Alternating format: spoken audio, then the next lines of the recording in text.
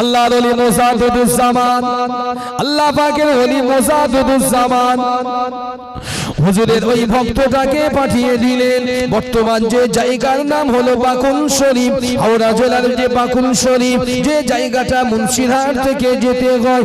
ও যুবকেরা, ওই মানুষটা অন্য কেউ ছিল না, আল্লাহ পাকের ওলি যিনি জামানার মুজাদ্দিদ ছিলেন হযরত পীর আবু বকর সিদ্দিক রাহমাতুল্লাহ আলাইহি।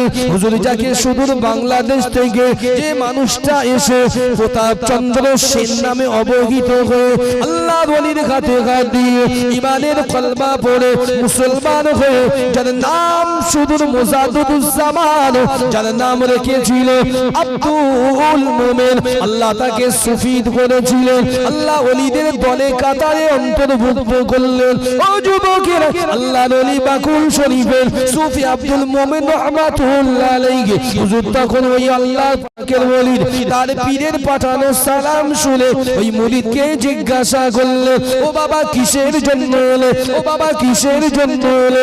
ও যুবকেরা, ওই মুরিদটা রোনাজারি করতে লাগলে, হুজুর আমি গিয়েছিলাম ফুরফুরার পীর মুজাদ্দিদুজ্জামানের কাছে, আমার ঘরে তিনটে মহিলা, আমার ঘরে কোনো ছেলে নাই, বংশের কি প্রদীপ জ্বলবে না, বংশের কি বাতি কেউ দেবে না। ও আল্লাহ পাকের ওলি, হুজুর আমাকে আপনার কাছে পাঠিয়ে দিয়েছে, আপনি একটু আমার জন্য আল্লাহ পাকের দরবারে কি দোয়া চাইতে পারেন। এই যুবকেরা, আল্লাহর ওলি সুফি আব্দুল মোমেন রাহমাতুল্লাহ আলাইহি ওই মানুষটার মাথায় হাত দিয়ে বললেন, ও বাবা ঘরেতে ফিরে যাও, ফিরে যাও, তোমার বিবি তো গর্ভবতী, তোমার বিবি তো হামেলা। আমি আব্দুল মোমেন দোয়া করি, আমি এটাও বুঝতে পারি আল্লাহ পাক তোমার বিবির গর্ভে যে সন্তান আসছে সেটি আল্লাহ তোমার বংশের জন্য ছেলে সন্তান হিসাবে দুনিয়ার জমিনে পাঠিয়ে দেবেন। জোরে বলেন সুবহানাল্লাহ, আরো জোরে বলেন সুবহানাল্লাহ। ও যুবকেরা, ওই মুরিদটা যখন চলে যাচ্ছে, সুফি আব্দুল মোমেন গিয়ে বললে, বাবা আমার পীরের কাছে যদি যাও, তুমি আমার পীরের কাছে গিয়ে বলো আপনার মুরিদ আব্দুল মোমেন আপনাকে ওয়া আলাইকুমুস সালাম জানিয়েছে। অর্থ বোঝেন? শিক্ষিত মানুষ আর শিক্ষিত মানুষ কথায় জানে তো ইংরেজিতে, talk to him, what is the reason.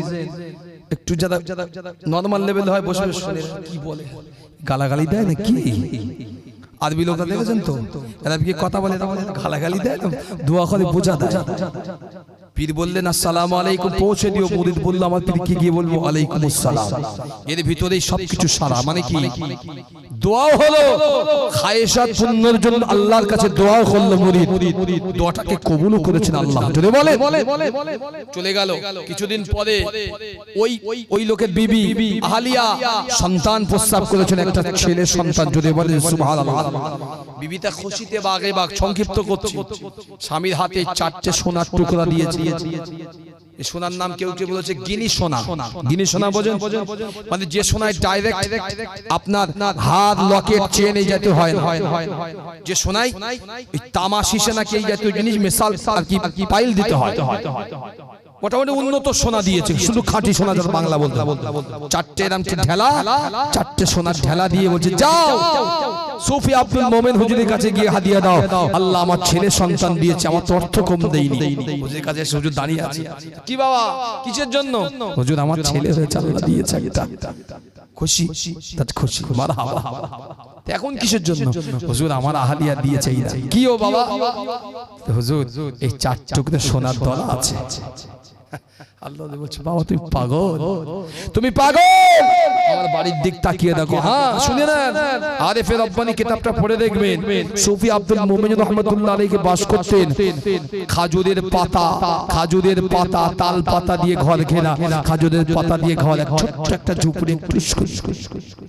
বাবা তুমি সোনার দলা নিয়ে এসছো, কোথায় রাখবো বাবা? এ তো চোরে চুরি করে নিয়ে চলে যাবে, আমার পাহারা দেবে কে? আমার আল্লাহর কাছে আমি তাই নিজে পাহারায় আছি, তুমি কিনা দুনিয়ার সোনার টুকরোতে পাহারায় বসা দেব না। যাও ফিরে যাও। এ তো মন খারাপ, বিবি দিয়েছে, একটা ছেলে হয়েছে, বড় সৌভাগ্যবান, 4টে টুকরো সোনা। এখনকার যদি মোমেনের আব্বা শুনতে পায় যে আমার মোমেনের কাছে 4টে সোনা এসেছিলেন বড় বড়, মোমেনের বাড়ি যাইতে হবে বাপ, তুই যেখান থাকিস সেখান থেকে সোনাগুলো নিয়ে এক্ষুন নেবে। এখনকার হুজুর আমার মতো হুজুরের যদি দেন না 4 টুকরো শোনে না, হুজুর দোয়া করতেন একেবারে ফুল উপরে ফুঁ ছেড়ে দেবো 4টে দিয়ে। কথা বলতে পারলেন না? তারা ছিল আল্লাহর মহব্বতে ইশকে দিওয়ানা ছিল। দুনিয়া ডোন্ট ম্যাটার, তাদের কাছে কিচ্ছু ছিল না, কিচ্ছু ছিল না। আল্লাহ রাসূল ছিল আর আখিরাত তাদের পাতে ছিল। তারা জানতো নশ্বর দুনিয়া কিছুক্ষণের ভিতরে ছাড়তে হতে পারে। যদি নিঃশ্বাসটা বন্ধ হয় আমার রূহ আমার বডি পড়ে থাকবে, আর কোনো মূল্য আমার থাকবে না। যা হবে আল্লাহর কাছে যা আমল করেছি এটাই গণ্য হবে। এইজন্যই দুনিয়ায় এই সোনা এই দানা আমার কি হবে, কি হবে? কোনো লাভ না। এই চিন্তা ভাবনা করে মুরিদকে বকাঝকা করলেন, যাও নিয়ে যাও বাবা। ও তো পাঁচ ছাড়ে না, ও পাঁচ ছাড়ে, ও পাঁচ ছাড়ে না, হুজুর নিতে হবে। যখন ওই মুরিদটা হুজুরের কাছে সোনা নিয়ে গিয়েছে, আল্লাহর ওলি সুফি আব্দুল মুমিন শাহ রাহমাতুল্লাহ আলাইহি প্রস্রাব করে কি নেওয়া হয় যদি বলেন কুলুক শব্দ হয়, কুলুক নয়, কুলুক, লাম কফা, কুলুক। কুলুক মানে আলাদা জিনিস, যাচ্ছে না। কুলুক নেওয়া হয়, এটা হচ্ছে শরীয়তের একটি বড় বিধান, বড় বিধান। এই কুলুক ব্যবহারকারীকে আল্লাহ অনেক সওয়াব দান করে এবং ভবিষ্যতে পরকালে এর নাজাতের একটা ওসিলা বানিয়ে দেয়। যদি বলেন সুবহানাল্লাহ। আল্লাহর ওলি কুলুকটা নিচে তখন প্রস্রাব করে, কুলুকটা নিচে পিছনে গিয়ে বলছে শোনালা অনেকক্ষণ জ্বালাচ্ছে। আর আল্লাহর ওলি বারবার বলছে, বাবা তুই যা, আমার এই ভাঙা চুরো ঘর, এই ঘরে আমি স্বর্ণ সোনা রেখে করবো নাকি? জানেন তো আগেকার যুগে চোরদের অবস্থা, আগে ডাকাত পড়লে কি হতো গো, কেউ বেরোতো না, ঘরওয়ালাকে বেঁধে রেখে ভালো করে মালপত্র নিয়ে খেয়ে দিয়ে বাড়ি যেত। এখন যদিও মডার্ন চোর হয়েছে, রাস্তায় ধরলে বন্দুকটাই ছাড়, কি আছে বের কর প্রকাশ্য, কিন্তু তখন অনাম ছিল। আল্লাহ পাকের ওলি হযরতে আরিফে রব্বানি আল্লাহর ওলি সুফি আব্দুল মুমিন রাহমাতুল্লাহ আলাইহি হুজুর কুলুকটা দিচ্ছিলেন। আল্লাহর ওলি প্রস্রাব ফিরে কুলুকটা ব্যবহার করেন। ও যুবকেরা, আল্লাহর ওলি নবীর সুন্নাতের তাবেদারি করেন। মুরিদটা পিছনে এসে বারে বারে আল্লাহর ওলিকে অনুরোধ জানাতে লাগলেন, ও সুফি আব্দুল মুমিন রাহমাতুল্লাহ আলাইহি, ও মুজাদ্দিদুজ জামানের খলিফা, দয়া করে আমার এই 4টি সোনার টুকরা গুলো গ্রহণ করুন। আমার বিবি সাহেবা বড় আশা নিয়ে দিয়েছে, আমার বিবি সাহেবা তিনি বড় আশা নিয়ে আপনাকে হাদিয়া তোহফা পাঠিয়েছে। ও যুবকেরা, বেশ কিছুক্ষণ যাবত আল্লাহর ওলির সঙ্গে কথোপকথন হলো। এক পর্যায়ে আল্লাহ পাকের ওলি সুফি আব্দুল মুমিন রাহমাতুল্লাহ আলাইহি হুজুর তখন ওই কুলুক শেষ করে ওই কুলুকে ঢিবিটা নিয়ে বললে, এ বাবা মুরিদ, হাতটাকে খালিয়ে দাও। মুরিদ হাতটা খালিয়ে দিল। আল্লাহর ওলি ওই কুলুকটা নিয়ে হাতে দিয়ে বলল, চোখটা বন্ধ করে না, হাতটা মোটা করো, এবার চোখটাকে খোলো। বাবা তুমি চোখ খুলে তুমি ঘরে চলে যাও, রাস্তায় কোথাও জানো এই মুঠিটা খুলো না। কিতাবের বর্ণনার ভিতরে এসেছে ওই মানুষটা ওই হাতের ভিতরে হুজুর যা দিয়েছে ওটাকে মুঠো করে নিয়ে আস্তে আস্তে পায়ে কাটা লাগিয়ে ঘরেতে গিয়ে হাজির হলেন। বিবি সাহেবা জিজ্ঞাসা করলেন, তুমি 4 টুকরা সোনা কেন ফিরিয়ে আনলে? এই যুবকেরা, ওই মানুষটা পূর্ণ বয়ান করার পরে বিবি বলল, হাত কেন মুঠো করে আছো? বলল, হুজুর এই হাতের ভিতরে কি একটা জিনিস দিলেন। ও যুবকেরা, হুজুর বললেন বাড়ি গিয়ে মুঠো খুলতে। বিবি বলল, মুঠোটা খুলে দেখাও। যেই না মুঠোটা খুলেছে, আল্লাহর ওলি সুফি আব্দুল মুমিন রাহমাতুল্লাহ আলাইহি ওই কুলুক করা মাটিটা ওই মুরিদের হাতেতে আমার আল্লাহ সোনার রূপান্তর করে দিয়েছেন। আরো জোরে বলেন সুবহানাল্লাহ। ও যুবকেরা, যারা আল্লাহকে রাজি করায়, আল্লাহকে খুশি করায়, আল্লাহ যাদের উপরে রাজি থাকে দুনিয়া তাদের জন্য তাবে হতে চায়। তোমার সম্পদ চিরজীবন থাকবে না, তোমার রূপ থাকবে না, যৌবন থাকবে না, কিন্তু তোমার আল্লাহকে পাওয়ার প্রচেষ্টা তোমার আখিরাত ও কিয়ামতের দিনে আল্লাহর কাছে এটাই বড় দামি হয়ে থাকবে। জোরে বলেন সুবহানাল্লাহ। আমরা তো মানি অনেক কিছু, আবার মেনেও আবার না মানি, মানি আবার না মেনেও মানি। তো যাক, আমি বেশিক্ষণ বলবো না, বলেছিলাম বেশিক্ষণ সময় নেব না, লোয়াটা আমার ভুল হবে ইনশাআল্লাহ। আচ্ছা, আপনারা তো সব জানেন, জ্ঞানী গুণী মানুষ, আমার ভাগে প্রতি বছর একটা করে খুব পড়ে যায়, মানে আমি সেই অধম, শেষে আমারই নসিবে হয়। নসিবটা খুব বড়, তকদিরটা আমার খুব বড়, তাই না? কথা বোঝে না, তকদিরটা বড় না? সবার শেষে যিনি ভাত খায় তিনি কে বলেন? এই কথা বলেন না কেন? সবার শেষে যিনি বাড়িতে ভাত খায় তিনি মা, তিনি মা। এই জায়গায় কেউ যেন মহব্বত করে অতি মহব্বতে বিবিকে বসিয়ে দেবেন না, যেমন আমার বউ আমার জন্য সবার শেষে ভাত খায়, খবরদার। আমার মায়ের মতো সবার শেষে কেউ খানেওয়ালা হয় না, পৃথিবীর সব মাই এমন হয়, এমনই হয়। ঠিক তেমনি মায়েদের যদি এত দয়া এত মায়া হয়, সবার চাইতে যিনি সব চাইতে বেশি আমাদের উপরে দয়া করে, রহম করে, মমতা দেখায়, তিনি হলেন কে? এই যদি বলেন, চিল্লে বলেন আল্লাহ। কে? আল্লাহ। আল্লাহর চাইতে বেশি বড় দয়া এই দুনিয়ায় কেউ দেখায়নি, দেখাতে পারবে না। যে আল্লাহকে চিনলো তার দুনিয়া পরকাল চিনে গেল আল্লাহ, আর যে চিনল না সে দুনিয়ায় তসলিমা নাসরিন দলভুক্ত হয়ে চলে গেল। কথা বলতে পারলেন না? কানা টেরা বিচার করতে যাচ্ছে রাস্তা দিয়ে, কানা টেরা, বুঝেন তো? একটা চোখ কানা, একটা টেরা। এ বলতে ভাই এই জায়গায় মনে মাল ঠিক মতো পড়েনি, পড়েছে ঠিক বেঁকে গেছে, মানে দুটোই তো একই প্রতিবন্ধী, কোন জিনিস তো ভালো না। এ তো এক চোখ কানা, এ বলতে দেখ ভাই ওই জায়গায় মাল পড়েনি, টেরা বলতে ভাই পড়েছে মাল ঠিক, কিন্তু রাস্তা বেঁকে গেছে। এইলে দুজনের মারপিট ঠেলা ঠেলি। ভালো মানুষ আসতে জিজ্ঞাসা করলো, বলছে ভাই তোর সমস্যা কি? তাহলে কানা তো আমি উল্টো উল্টো দেখি। দুজনাই যেভাবে বাড়ি যাচ্ছি, বাড়ি যা, রাস্তায় ফাসাদ করিস না, এই কথা শুনলে কন্ডাক্টর এসে ঠেয়াবে, বুঝলেন? সে কষ্ট করে করে গেছে, ওইটি ঠেয়াবে। তো জাগো দিকে যাচ্ছি না, একদম শেষের দিকে চলে এসেছে। যেটা আমার বলার জন্য আমার এত কোনো কিছু বলা একদম সিম্পল। এই যে মসজিদ ইনশাআল্লাহ গত 2 বছর অনেক কাজ হয়েছে, হয়নি? কথা বলে না, হয়নি? এই মসজিদ আপনার খুশি তো? আপনার যোগ্য ইমাম আছে, খুশি না? খুশি তো? খুশিতে তাকবীর দেন, দেখি নাম নারায়ে তাকবীর, এই তো খুশি তাকবীর। যেই বলেছে একবার বলো তোমাদের ফর্ম জমা দিতে হবে, ফর্ম ভুল, কিন্তু তেড়ে যাচ্ছে রে রে করে, পিওলো ধর, ভিডিও ধর, ওরে বাস্ত রাখতো না, আমার ফর্ম ভুল, তখন গলার আওয়াজ চিড়ে বেরোচ্ছে। আর যেই বলে যে খুশিতে তাকবীর দাও, নারায়ে তাকবীর, আল্লাহু আকবার, তাকবীর দান, নারায়ে তাকবীর, নারায়ে তাকবীর, নারায়ে তাকবীর। মহান ইসালে সব, মহান ইসালে সব, শ্বেতা বিন্দু, শ্বেতা বিন্দু, নারায়ে তাকবীর। ঠিক আছে, দেখছি যে কথা বলছি।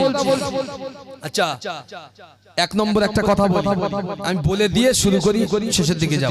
বেশি ছাগলের যিনি পালের মালিক, ওই মালিকানাধীন গোত্রের নাম হলো বনু কালব। আমি বনু কালবের যত ছাগলের পাল আছে, প্রত্যেকটা ছাগলের গায়েতে যত লোম আছে, পোশাক আছে, আমি আল্লাহ এই রাত্রে লাইলাতুন নিসফি মিন শাবানের রাত্রে আমি আল্লাহ জাহান্নাম থেকে বান্দা বান্দিকে আমি আল্লাহ মাফ করে, নাজাত করে, আমি আল্লাহ দয়ার জান্নাত নসিব করে দেই। আরো জোরে বলেন সুবহানাল্লাহ। কি বুঝলেন? এবার জানেন, শুনেছেন তো এতদিন, বলেন দিন বনু কালব কি? বনু কালবটা কি? আমাদের আছে শেখ, সৈয়দ, খান, পাঠান, মন্ডল, মোগল, নানান আছে তো? আছে না নাই? মুসলমান ছুটছি কেন? আমার পিতার নামের আগে পরে শেখ ছিল বলে আমার হেয়ারিং হলো। মুখটা দেখতে চাইলো, দেখে আসলাম, দেখো দাঁড়িয়ালা লোকের দেখে ছবি টবি তুলে রাখো, বেতর হবে নি, একটাই হয়েছে। কথা বুঝতে পারলেন না? দিয়ে আসলাম পাসপোর্ট, মাধ্যমিক, উচ্চ মাধ্যমিক, গ্রাজুয়েশন, পোস্ট গ্রাজুয়েশন, বলে আর লাগবে, আর লাগবে না, আমি লেন না, আমি লেইছি সব। সেই যুগে আরবের সবচাইতে আরবের অধিকাংশ মানুষের কর্মজীবনের প্রধান ধারা ছিল ছাগলের পাল নিয়ে সেগুলোকে বড় করে এবং বিক্রি করা, তার দুধ দহন। এটাই ছিল আরবের মরুপ্রান্তর জীবনের প্রধান উৎস। সেই যুগে প্রত্যেক গোত্রে ছাগলের পাল ছিল। সেই ছাগলের পালের ভিতরে সবচেয়ে বেশি ছাগল ছিল, তার নাম হলো, সেই গোত্রের নাম হলো বনু কালব। আল্লাহ পাক জানিয়েছেন, হে আমার হাবিব, এই বনু কালবের সেই এখনকার যুগে গণনা হয় তা কয়েক লক্ষ হবে। সেই যুগে সেই ছাগলের পালের যত ছাগল ছিল, প্রত্যেকটা ছাগলের গায়ে যত লোম, আমার আল্লাহ এই লাইলাতুন নিসফি মিন শাবানের রাতে গুনাহগারগুলোকে জাহান্নাম থেকে নাজাত করে আল্লাহ জান্নাত দারাজ করে দেন। ধরে বলেন সুবহানাল্লাহ। আমরা তো কম বেশি কেউ একেবারে মূর্খ নেই এই যুগে, আছে নাকি এর ভিতরে? কেউ যদি বলে হুজুর আমি লেখাপড়া জানি না, আমি বলি মিথ্যে কথা। আমি প্রমাণ যদি না করি আমি আমাকে স্টেজ লাভতে দেবেন না আপনারা। হুজুর কি করে বলছেন? কেউ আছেন হয়তো মূর্খ মানুষ, কি করে বলছেন? আরে কি করে মূর্খ বলি বলেন? একদম পড়তে পারে না, নাম সই করতে বললে কলম ভেঙে দেয়। 45,000 টাকা সেট চালাচ্ছে। চারজনই কথা হুজুর বলেন কি? হ্যাঁ, বিয়ে করতে গিয়েছে রেজিস্ট্রারি সাহেব, কাজী সাহেব বলছে সই করো, এ কলম ভেঙে ফেলতে বেককে চুরি, বাবা রে সই করতে পারে না।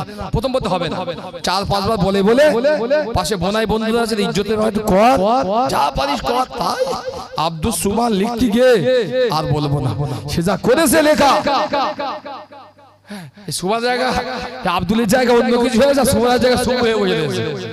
কথা বুঝতে পারলেন না? এই দিয়ে আবার 45,000 টাকার অ্যান্ড্রয়েড সেট চালাচ্ছে। ইংরেজি লেখা আবার থ্যাঙ্কস লিখতেছে TXN।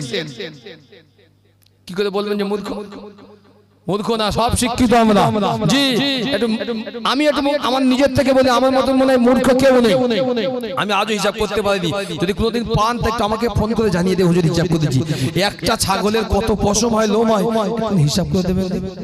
আমি চেষ্টা করতে পারিনি আজ পর্যন্ত, কোনো মাস্টারও পারিনি, আমিও পারিনি। আপনার যদি এই হিসাবটা আমার দিতে পারে আমি খুব খুশি হব, কারণ আমি বুঝতে পারবো এত এত লোককে আল্লাহ মাফ করে হিসাব বলতে দিতে পারবো। কথা বুঝতে পারলেন না?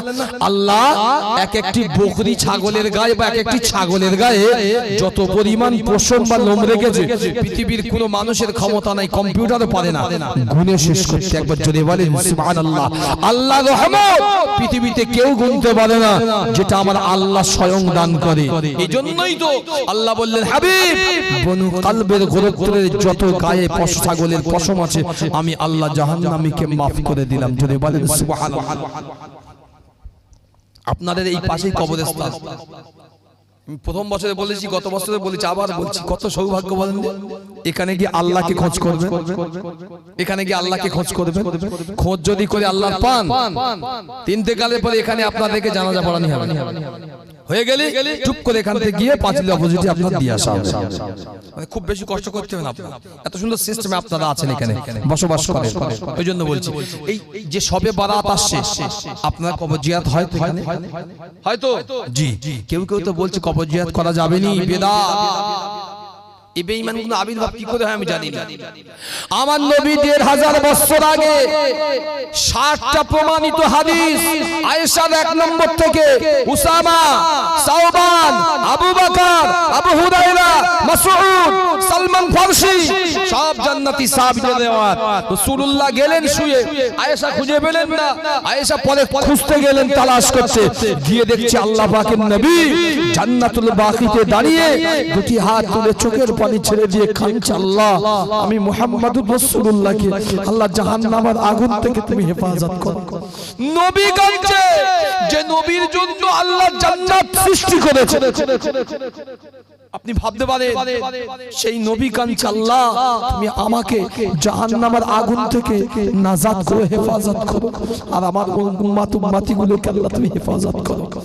আয়েশা সিদ্দিকা দূর থেকে দাঁড়িয়ে বললেন, আল্লাহ তওবা তওবা, আমি ভাবলাম আমার নবী অন্য কারোর ঘরে গেছে, এখন দেখছি ইয়া রাসূলুল্লাহ আপনি তো আপনার রবকে খুশি করার জন্য আছেন। জোরে বলেন সুবহানাল্লাহ। সেই মানুষ এই যুগের উম্মত বলছে কবর জিয়ারত করা কি হারাম। আমি বলি তোর মুখে আর কি বলবো, ওয়াজ নসিহতের মাহফিল বলে বলতে পারি না, একলা দেখা করিস বলে দেবো। বেয়াদব কোথাকারে, কবর জিয়ারত করা হারাম। কটা হাদিস নেবেন কবর জিয়ারতে? আল্লাহ রাসূল বলেছে আবু যার গিফারির নাম শুনেছেন তো? রাসূল বলছে আবু যার তিনটে কাজ জীবনে সব সময় বেশি করো। রাসূলুল্লাহ কি কাজ? এক নম্বর, মানুষ মারা গেলে তার গোসলটা করি, গোসল দিও। দুই নম্বর, মানুষ মারা গেলে তার কবরটা খুঁড়ো। তিন নম্বর, কোন কবরস্থান পেলে সেই কবরবাসীর জন্য একটু দোয়া করো। জোরে বলেন সুবহানাল্লাহ। আচ্ছা, আল্লাহর নবী যিনি জান্নাতি নবী, যিনি মুস্তাবাজাতুদ দাওয়া, যার দোয়াকে কবুল হতো, তিনি কি মিথ্যা বলেছেন? নাউজুবিল্লাহ। তিনি মিথ্যা বলেছেন? আমরা জ্ঞানী, আমরা আপনারা জ্ঞানী, আমাদের ঘরের সন্তানরা জ্ঞানী না? রাসূল জ্ঞানী ছিলেন, সাহাবারা জ্ঞানী ছিলেন। বলে কি? আবু যার বলছে ইয়া রাসূলুল্লাহ, কেন আমি মৃত মানুষের গোসল দেব? তিরমিজি হাদিসে এসেছে, কেন গোসল দেব? আল্লাহ রাসূল বললেন, আবু যার, মানুষ যখন মৃত্যু হয়ে যায়, লাশটা যখন পড়ে থাকে, যত বড় পাষাণ হোক, যদি তাকে একটু নাড়াচাড়া করে, তার ভিতরে যদি কোনো অহংকার অহমিকা আসে, আবু যার, ওই অহমিকাটা ভেঙে চুরমার হয়ে যায়। হায়রে, ইনি ছিলেন এই গ্রামের শ্রেষ্ঠ কোটিপতি, আজকে লাশ হয়েছে, দেখো যেদিকে ইচ্ছা ঘোরাচ্ছি, যেদিকে ইচ্ছা উল্টোচ্ছি, কিচ্ছু বলতে পারে না, গায়ে কিচ্ছু নেই, সব খুলে দিয়েছে। আবু যার কাঁদছে, ইয়া রাসূলুল্লাহ, এতদিন তো এইভাবে ভাবিনি। আল্লাহ পাকের নবী জানালেন, তিরমিজির হাদিস, আল্লাহ নবী জানালেন, ও বাবা আবু যার, ও বাবা সাহাবী আবু যার, তুমি দুনিয়ার জমিনে মানুষ যদি মউত হয়ে যায়, মানুষের যদি মৃত্যু এসে যায়, মানুষ যখন ইন্তেকাল হয়ে যায়, ও যুবকেরা, আল্লাহ নবী জানিয়ে দিলেন, বাবা আবু যার, ওই মৃত মানুষটার গোসলটা দিও। ইয়া রাসূলুল্লাহ, ইয়া হাবিবাল্লাহ, আল্লাহ নবী সাহাবা বললেন, ইয়া রাসূলুল্লাহ, ইয়া হাবিবাল্লাহ, আমি কেন মৃত মানুষের গোসলটা দেব? কেন মৃত মানুষের গোসল করাবো? ও যুবকেরা, আল্লাহ নবী জানিয়ে দিলেন, ও বাবা আবু যার, কোন মানুষের যখন মউত হয়ে যায়, রূহ মোবারকটা যখন উড়ে চলে যায়, আল্লাহর হুকুমটা যখন চলে যায়, ও যুবকেরা, আল্লাহর বান্দার লাশটা পড়ে থাকে জমিনের উপরে, মানুষ যখন গোসল দেয়, ওই লাশটাকে গোসল দেওয়ার জন্য একবার এদিকে করতে হয়, একবার ওদিকে করতে হয়, একবার এক পা তুলতে হয়, আর একবার একটা হাত উঠাতে হয়।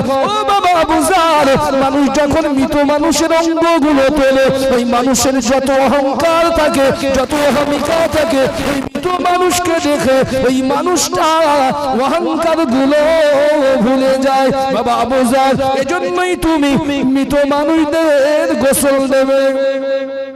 আল্লাহ নবী দুই নম্বরে বললেন, ও বাবা আবু যার, মানুষ মারা গেলে তার কবরটাকে খনন করবে। আল্লাহ নবী সাহাবী বললেন, ইয়া রাসূলুল্লাহ, ইয়া হাবিবাল্লাহ, হুজুর আমি আবু যার, আমি কেন কবরটা খনন করব? কবর খনন করার সঙ্গে কি সম্পর্ক? ও যুবকেরা, আল্লাহ নবী জানালেন, ও বাবা আবু যার, মানুষের থাকার শেষ সম্মান হলো কবর। দুনিয়ায় আলিশান বাংলো তৈরি হলো, দুনিয়ায় আলিশান অট্টালিকা হলো, থাকার জন্য বড় ঘর, খাওয়ার জন্য ভালো ভালো আয়োজন, গাড়ি হলো ভালো ভালো ফোর হুইলার। ও যুবকেরা, কিন্তু মানুষ যখন মৃত্যুর সময় হয়, নিঃসঙ্গ অবস্থায়, হাতে পয়সা থাকে না, দুনিয়ার কিছু ডকুমেন্টস থাকে না, মানুষ নিঃস্ব অবস্থায় তিনটে কাপড় নিয়ে ওই শেষ কবরে মাটির জায়গায় গিয়ে শুয়ে যায়। ও যুবকেরা, আল্লাহ নবী জানালেন, ও বাবা আবু যার, মানুষের কবর যখন খুঁড়বে, তুমি দেখতে পাবে ওই মাটির একটা জবান আছে, বান্দা তুই আমার উপরে অহমিকা দেখিয়েছিস, বান্দা তুই অহংকার করতু, তুই তাকব্বুরি করতু, আজকের মানুষ হিসাবে তোর এত সুন্দর সোনার দেহ এই মাটির ভিতরে নিরবলায় থাকবে। এজন্য মানুষের কবরটা তুমি বেশি বেশি খুঁড়ো। তিন নম্বর রাসূল বললেন, আবু যার, কোন কবরস্থানকে যদি পাও, বাবা একটু জিয়ারত করো। ও মিনাখার মানুষ, তোমরা হয়তো বুঝতে পারো না, এই মৃত মানুষরা যা কাঁদে, এদের যা রোনাজারি, এদের যা কষ্ট, যদি জীবিত মানুষ একবার এই কষ্টের অংশ শুনতে পারত, আমি কসম করে বলি, ওই আল্লাহ, যে আল্লাহর হাতে আমার ইজ্জতের, আমার জীবন, আমার মরণ, একটা মানুষ আপনার এই মাহফিল ছেড়ে তো দূরের কথা, মসজিদ ছেড়ে বার হতেন না। যদি কবরবাসীর রোনাজারি একবার এক পুষ্করি অংশ যদি কানে শুনতেন, জীবনে মসজিদ ছেড়ে বাদ হতেন না। আমি মসজিদ ছেড়ে বাদ হব না, কবরে এত আযাব। হ্যাঁ, এই জন্যই কবরস্থানে গরু, ছাগল, মহিষ, কীট পতঙ্গ বেশিক্ষণ থাকতে পারে না, থাকলে দেখে খুব কষ্ট হয়, দেখবে ছিঁড়ে বেরিয়ে এসছে। কারণ তারা বুঝতে পারে, উপলব্ধি করে আল্লাহ পাক কবরস্থানে আযাব দিচ্ছে কত মানুষের। কারোর কবরে সাপ, কারো বা জাহান্নামের টুকরা। বাপকে দিয়ে এসেছেন, কত বাপ আছে, কত মানুষ করেছে।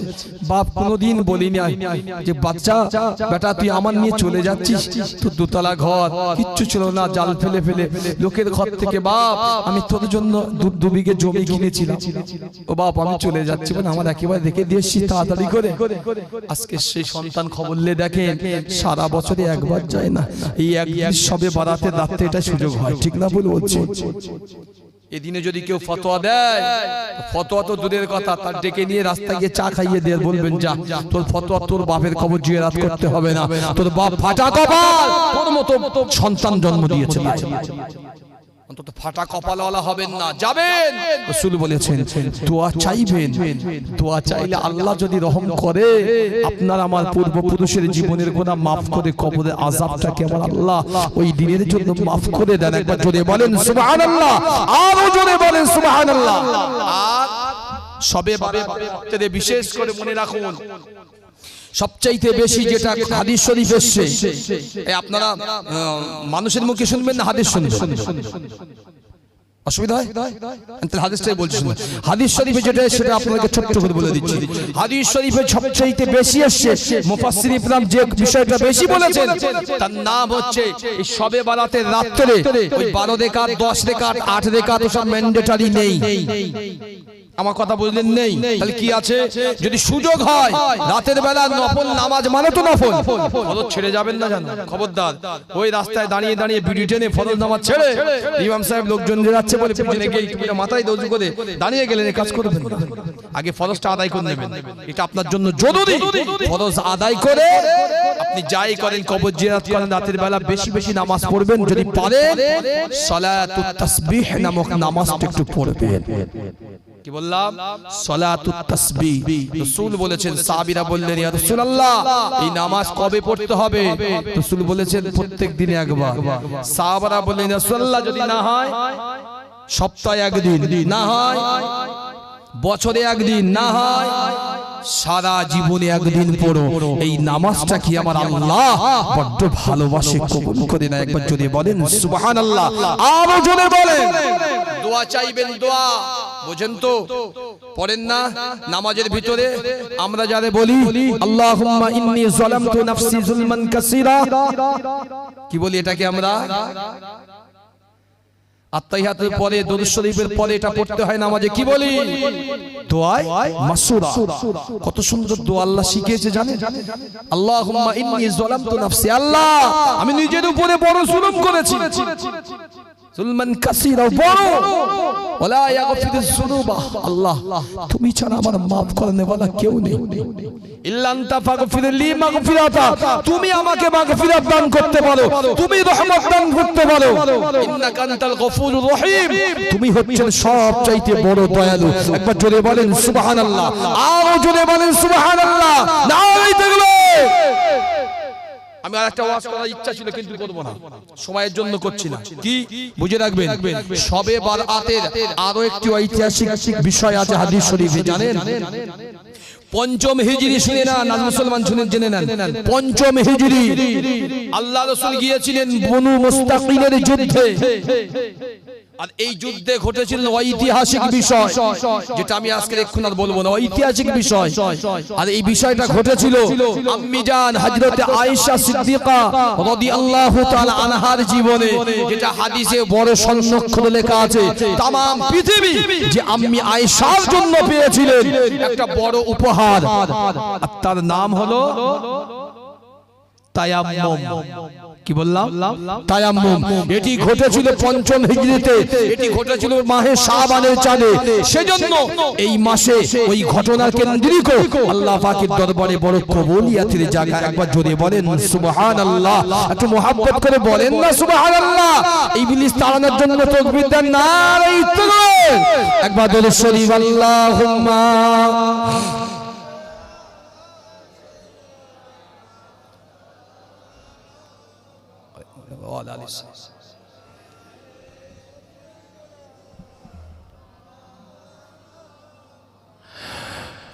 কেমন নূর পেলে ও গো মা আমিনা, ও গো মা আমিনা, তোমার লালের ছোঁয়ায় ধন্য এ জামানা, ধন্য এ জামানা। একটু জোরে বলবেন না সুবহানাল্লাহ, আরো চিল্লে বলেন না সুবহানাল্লাহ। এ কেমন নূর পেলে ও গো মা আমিনা, ও গো মা আমিনা, এ কেমন নূর পেলে ও গো মা আমিনা, ও গো মা আমিনা, তোমার লালের ছোঁয়ায় ধন্য এই জামানা, ধন্য এই জামানা। খোদারি কাবা দুলে দুলে কয় মারহাবা, দুলে কয় মারহাবা। জোরে বলেন সুবহানাল্লাহ। আমার রাসূলের জন্য কাবা দুলেছে, জানেন তো? এই জানেন তো রাসূলের জন্য কাবা দুলেছে। এই পৃথিবীতে এমন নিকৃষ্ট জানোয়ার ছিল, খানায় কাবা থেকে হাজরে আসওয়াদকে উপরে ভেঙে দিয়েছিল, তুলে চলে গিয়েছিল।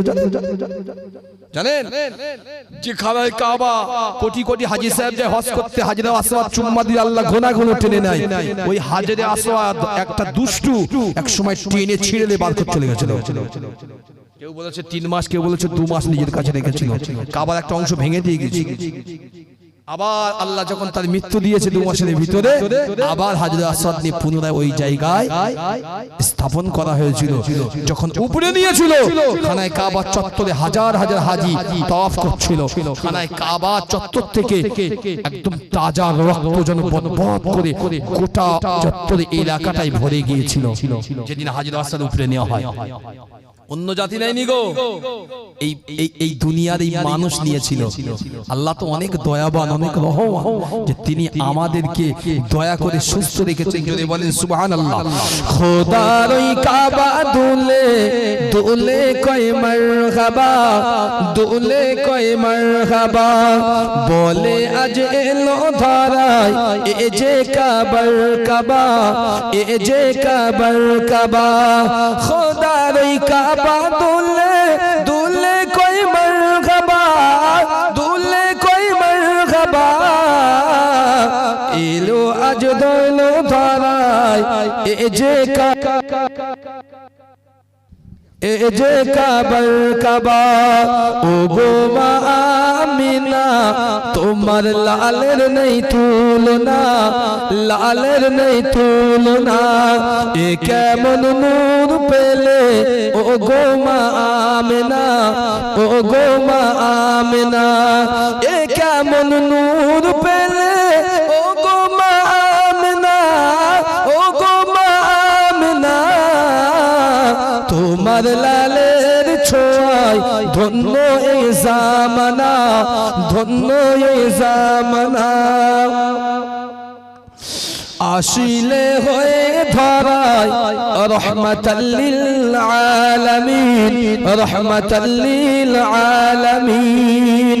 চলে বলেন সুবহানাল্লাহ। এই সকলে মিলে বলেন সুবহানাল্লাহ। আসিলেন হয়ে ধরায় রহমাতাল লিল আলামিন, রহমাতাল লিল আলামিন। আসিলে হয়ে ধরায় রহমাতাল লিল আলামিন, রহমাতাল লিল আলামিন।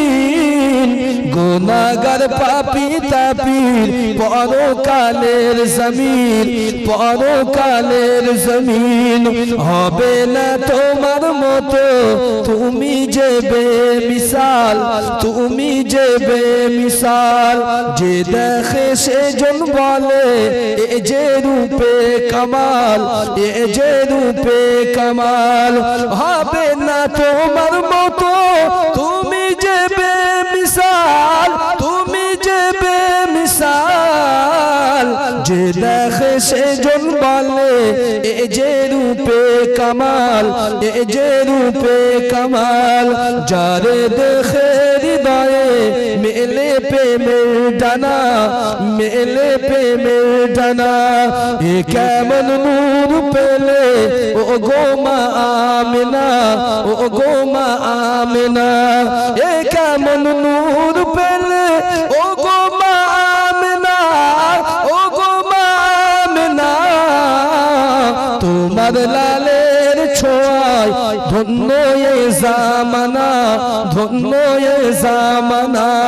এ কেমন নূর পেলে ও গো মা আমিনা, ও গো মা আমিনা। আল্লাহুম্মা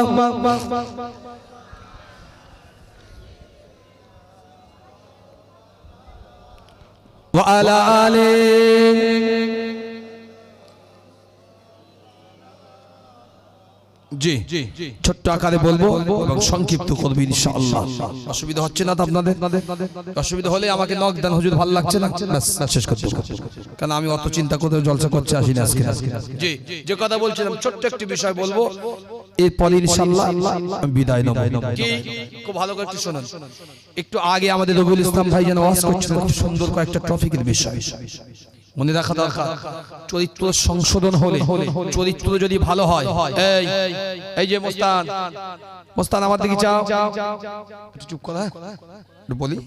আর যদি ভালো শোনা না না লাগাই কথা আমি ওদের বলছি, যে কথা বলছিলাম শোনেন। চরিত্র যার ভালো না, দুনিয়া আখিরাত তার জন্য নয়। চরিত্র যার ভালো, দুনিয়া আখিরাত তার জন্য ভালো। আপনি যদি প্রশ্ন করতেই পারেন হুজুর চরিত্রের সঙ্গে দুনিয়া আখিরাতের কি আছে, মনে রাখা দরকার স্বচ্ছ অস্বচ্ছ এই দুটো আল্লাহ যিনি দিয়েছে আমাদের কাছে। আপনি ইচ্ছাকৃত চাইবেন না ঘোলা পানি আপনার জন্য যদি পান করার জন্য আনা হয়, আপনি জীবনেও পান করবেন। কিন্তু স্বচ্ছ পানি, স্বচ্ছ এনে যদি বলে এটা আপনার ওই কি বলা যায়, ওই যেটাকে শোধন করা হয়, বা এটা আপনার মিনারেল ওয়াটার ওখান থেকে নিয়ে এসেছিলেন, ওটাও আপনি ঠিক পান করবেন, কারণ দেখতে শুনতে বেশ ভালো। ঠিক তেমনই যেমন ইচ্ছাকৃত কেউ বাজারে গিয়ে খারাপ জিনিসটা কিনে ঘরে আনবেন না, ঠিক তেমনই আল্লাহর কাছে যে ইবাদতটা করবেন, এই ইবাদতের জন্য সর্বপ্রথম দরকার আপনার স্বচ্ছ একটা অন্তর। কি বললাম? স্বচ্ছ হৃদয় দরকার, অন্তর দরকার। আপনার হাত দুটো দিয়ে যদি গোনা হয়, চিন্তা করুন এই হাত নিয়ে আল্লাহর কাছে তুলে বলবেন, আল্লাহ আমি এই হাত দিয়ে অন্যায় করেছিলাম, আমি হাত তুলেছি। আল্লাহ কি বলবে? দাঁড়া, ফেরেশতা পাঠাচ্ছি, ফেরেশতা পাঠাচ্ছি, দাঁড়া। আর আপনি যদি এটা মনে করেন যে হাতকে গুনাহ থেকে বাঁচানোর জন্য জীবন লড়াই করেন, তো আল্লাহও বলবে বান্দা তুই হাত তুলেছিস, আমি আল্লাহ তোর হাত তোলাটাকে কবুল করে নিয়েছি। জোরে বলেন সুবহানাল্লাহ। পার্থক্য এটাই। এজন্য স্বচ্ছ চরিত্রের জন্য স্বয়ং রাসূল করিম সাল্লাল্লাহু আলাইহি ওয়াসাল্লামের নিজের ব্যাপারেও কোরআন তো সাক্ষ্য দিয়েছে, ওয়া ইন্নাকা লাআলা খুলুকিন আযীম। আল্লাহর নবীর চরিত্র হচ্ছে গোটা কোরআনের মতো পবিত্র। জোরে বলে। তাই রাসূলের বিষয় এই আয়াতটা এখানে আসতো না যদি চরিত্র না ভালো হতো। এইজন্য স্বচ্ছ চরিত্র না হলে কোনো জায়গায় স্থিতিশীল হওয়া যায় না। একটা উদাহরণ দিয়ে শুনে নেন। স্বচ্ছ চরিত্র কাদের বলে? কাদের হৃদয়ে আল্লাহ বসে আছে, কারা আল্লাহকে ভালোবাসার জন্য জীবন দিয়েছে, আর কারা একবার ইশারা করেছে তো আল্লাহ তাদের হয়েই কথা বলেছে। জোরে বলে। আমরা সকলেই মানি, আমাদের আপনাদের পীর ও মুর্শিদ মুজাদ্দিদুজ্জামান কি মানি না? আমি বলতাম এটা বোঝানোর জন্য বলছি। এই মুজাদ্দিদুজ্জামান দাদা পীর রহমাতুল্লাহ আলাইহি একটা তারিখে হুজুরের ফুরফুরার জমিনে আছে একজন বাপ, তিনি মুরিদ। আমরা যারা মুরিদ বা আমরা ভক্ত, তিনি একজন মুরিদ ভক্ত। তো আল্লাহ রাসূলের একজন উম্মত হযরত মুজাদ্দিদুজ্জামান জামানার পীর দাদা পীর রহমাতুল্লাহ আলাইহি হুজুর একটা কাজ করছে বাড়িতে, আর সেই মুরিদটা গিয়ে হন্তদন্ত হয়ে হুজুরের সামনে গিয়ে সালাম দিয়েছে। হুজুর উত্তর দিয়েছে, কাঁদছেন দাঁড়িয়ে, সালাম দিয়ে ফুপিয়ে ফুপিয়ে কাঁদছেন। তা আল্লাহর ওলি বলছে বাবা কি হয়েছে, কাঁদছো কেন? কি হয়েছে, কাঁদছো কেন? কোথা থেকে এলে বাবা? হুজুর আমার বাড়ি আপনাদের হুগলি শেষের দিকে। কি হয়েছে বাবা, কি হলো, তো কাঁদছো কেন বাবা? তো কেঁদেই যাচ্ছে। বাবা কান্নাটা থামাও, ফুরফুরাত জানেন হুগলি জেলা একটু কথা একটু নি জাতীয় বেশি হয়। দাদা হুজুর বলছে এমন করে কাঁদোনি বাবা, কি হয়েছে বাবা বলো না। হুজুর আমার না ঘরে 3টে মেয়ে, শুনবেন 3টে মেয়ে। হুজুর বয়সও প্রায় অনেকটা হয়েছে, যৌবন প্রায় শেষের দিকে, মানে প্রায় 45-50 বয়স আমার পার। হুজুর 3টে মেয়ে, স্বয়ং সম্পত্তি একেবারে খারাপ নেই, আল্লাহ যথেষ্ট দিয়েছে, কিন্তু 3টে মেয়ে তো বাড়ি আমি আর আমার আহালিয়া ঠিক মতো ঘুমোতে পারি না। মেয়েরা তো পর ঘরে হয়, পর ঘরে হয়ে যাবে। হুজুর আমার তামান্না এটা আমার ঘরে বংশের বাতি জ্বালানোর মতন কেউ থাকবে না, একটা হবে না একটা ছেলে। কারণ দুনিয়া তো বলে যাদের নাকি মেয়ে আছে তাদের কি বলে, কথা বলেন কি বলে, হাট কুড়ো। কি সুন্দর কথা না, হাট কুড়ো। দুনিয়া বলে হাট কুড়ো। হুজুর আমার 3টে মেয়ে, একটা ছেলে যদি আল্লাহ দিত, একটু দোয়া করেন না, এটা বড্ড খারাপ, একটু দোয়া করতেন, আমার যদি আল্লাহ একটা ছেলে দিত, আমার বংশ অন্তত বাতি জ্বালাতো, আমার বংশটাকে রক্ষা হতো। সব বাপ মেয়েটা চায়, চায় না চায় না। ফুরফুরাত ফির মুসাদ্দুদুজ্জামান কাজ করতে করতে শুনে অনেকক্ষণ পরে বললেন বাবা এদিকে এসো, তুমি এখান থেকে সিধা চলে যাও মুন্সিরহাট, ওখান থেকে হয়ে অমুক গ্রামে যাও। হুজুর ওখানে কে আছে? তো যাও, ওখানে আমার একজন মুরিদ আছে, ওর কাছে যাও, গিয়ে বলবে জামানার মুজাদ্দিদ পীর আবু বকর আপনাকে সালাম দিয়েছে, আসসালামু আলাইকুম। যাও ওটা বলে চলে আসবে, ওটা বলবে শুধু ওনার কাছে গিয়ে, আর কিছু বলতে হবে না। যাও বাবা যাও।